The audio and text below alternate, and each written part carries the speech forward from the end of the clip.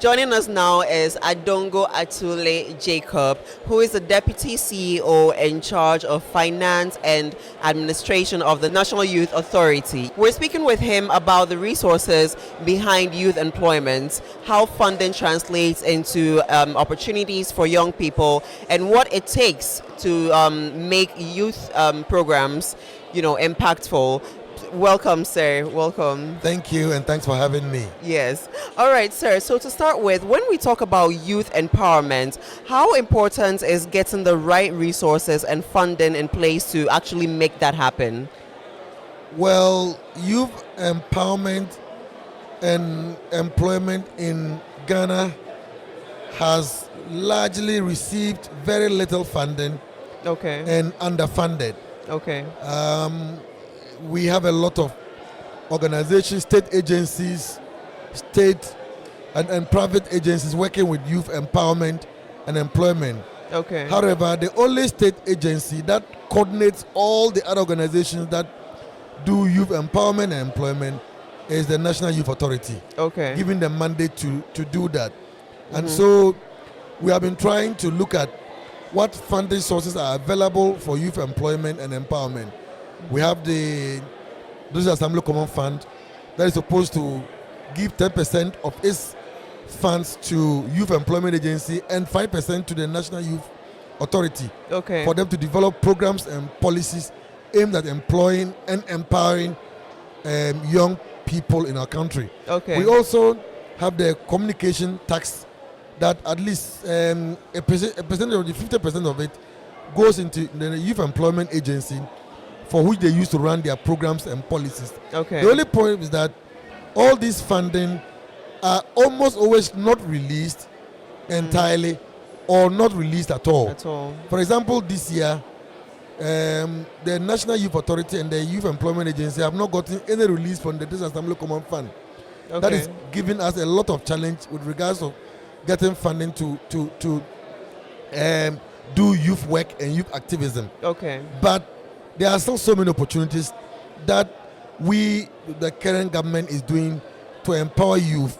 We are implementing the National Apprentice Program, which you all are aware, which, as I speak to you, we have, deployed and are training over 14,000 young people in our country. Youth Employment Agency have also recruited over 90,000 throughout the various models that they have done. And we have also imbibed into the youth over 3.2 million young people. The spirit of patriotism, they need to become, responsible young people and help in the nation building of our country. Okay, all right. That's rather a very extensive plan you guys have and all of that. But that brings my attention to something the SRC president of GIMPA, Valerie, said previously. She was saying that during the forum, they had they mentioned about several jobs that have been out there for the youth and all of that, but it's as though communication is not too strong to let the youth know that, hey, these are the jobs we have out there for you.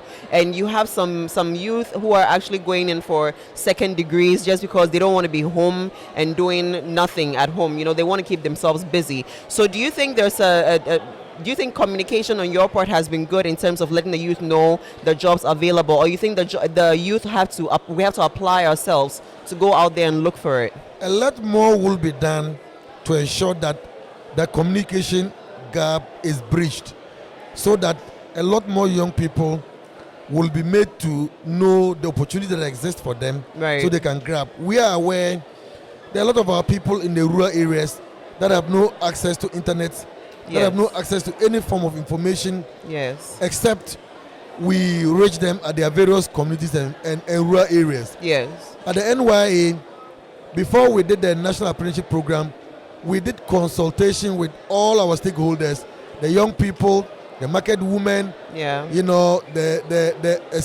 veranda boys and girls, and every young person that mattered.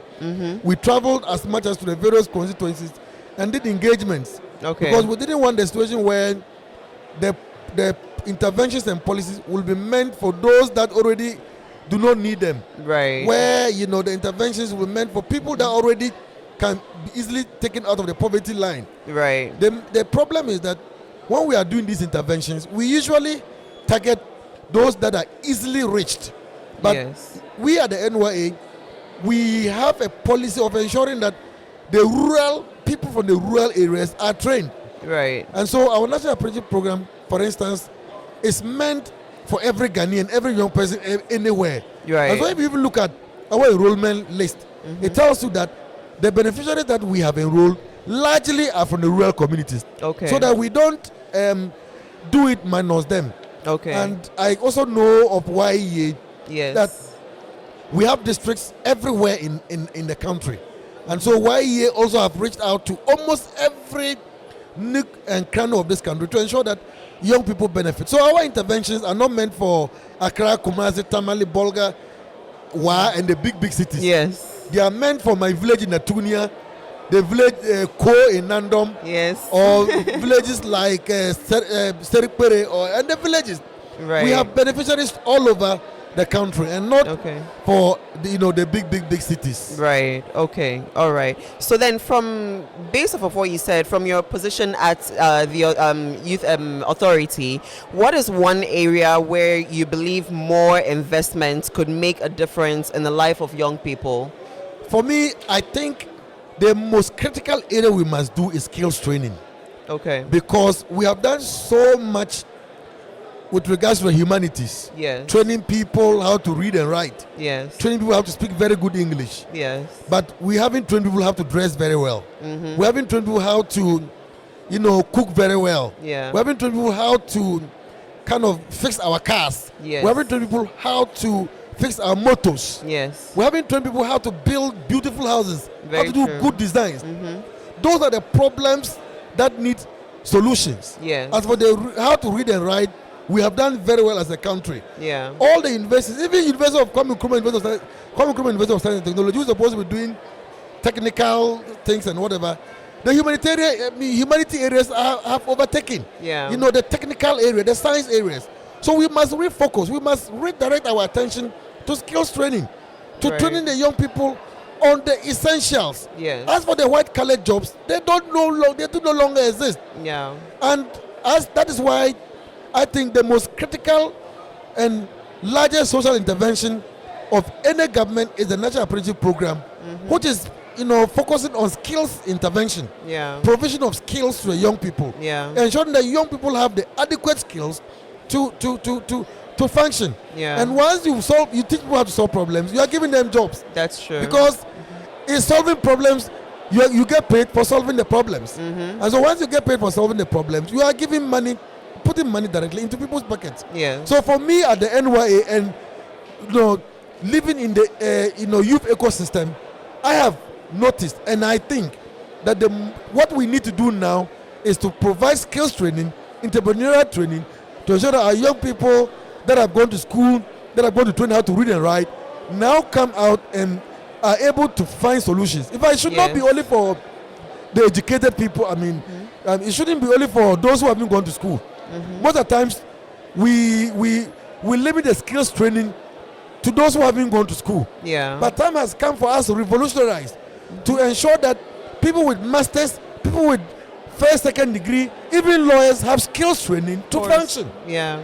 So that they can provide the relevant jobs for young people. Yeah. And so, if you ask me, I'll tell you that skills training and entrepreneurial training should be top on the agenda. Yeah, okay. I do agree with what you're saying, because now you even find that we have medical doctors who are rather learning a skill or two, or even I know a couple of lawyers who are, have a carpentry job, and some who are also learning like other skillful jobs as well. Absolutely. Because look, let's imagine this.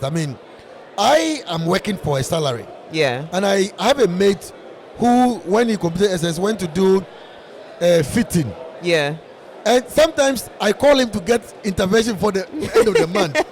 Yeah. And he hasn't gone to school as I have gone. Yeah. I have gone to school and I have my second degree. Yes. Yet at a point I have to call him for intervention. Yeah. So it tells me that it is not only about education. No. But we need to get into the skills training. Yes. And empower our people. Yes. And so we must get all our young people, many of our young people, to understand that it's not a shame to learn carpentry. It's not No. a shame to learn fitting. Yeah. It is not that you are done here to go into, engineering. Yeah. It is now what it is.